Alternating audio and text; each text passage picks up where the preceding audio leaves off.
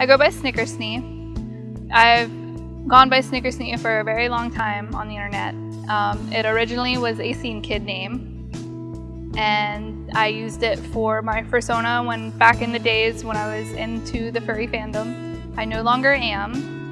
And then it kind of evolved into being my stage name and my stage persona and my modeling name. It actually means large knife in Dutch, and I love it because when you see the word, you think of Snickers, the candy, or Snickerdoodles, and then it actually means large knife. And if that doesn't describe who I am, I don't know what does. So the pink and everything actually came from, I used to be a goth kid. I was very, very heavily into goth culture.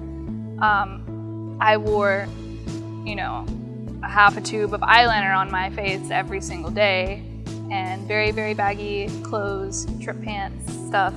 And during that time period, I wasn't that happy with my body.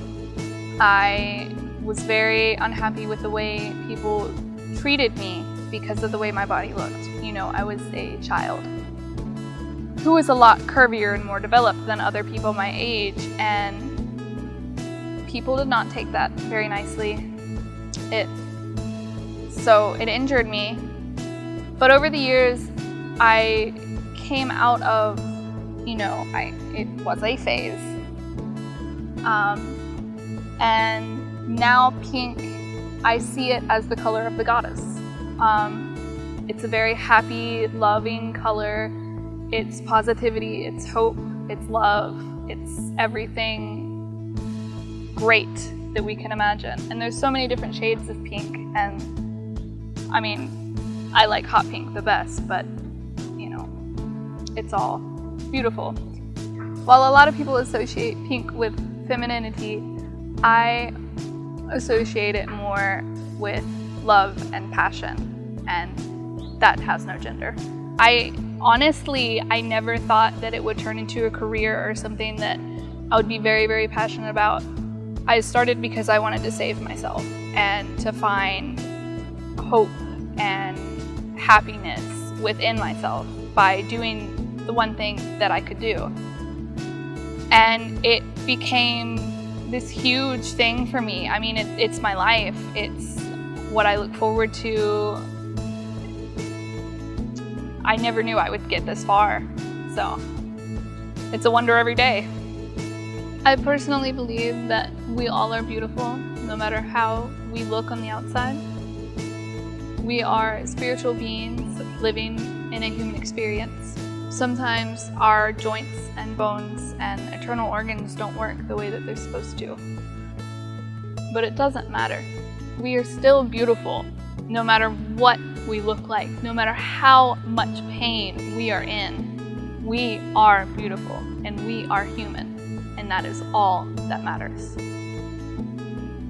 So the beginning of this year, in 2016, I decided to make a group for the local models who are either plus size or alternative. Now we accept all bodies, does not matter, but we wanted to create a safe haven for not only transgender, but for all body types. People with tattoos, people with dyed hair. It doesn't matter. It doesn't matter how they look or how they present themselves. We created a safe haven for those who get pushed down and shoved out and get the leftover scraps of other people's work. And what I mean by that is, sadly, when you are alternative or plus size, you get kind of shoved to the side of things, and it does suck.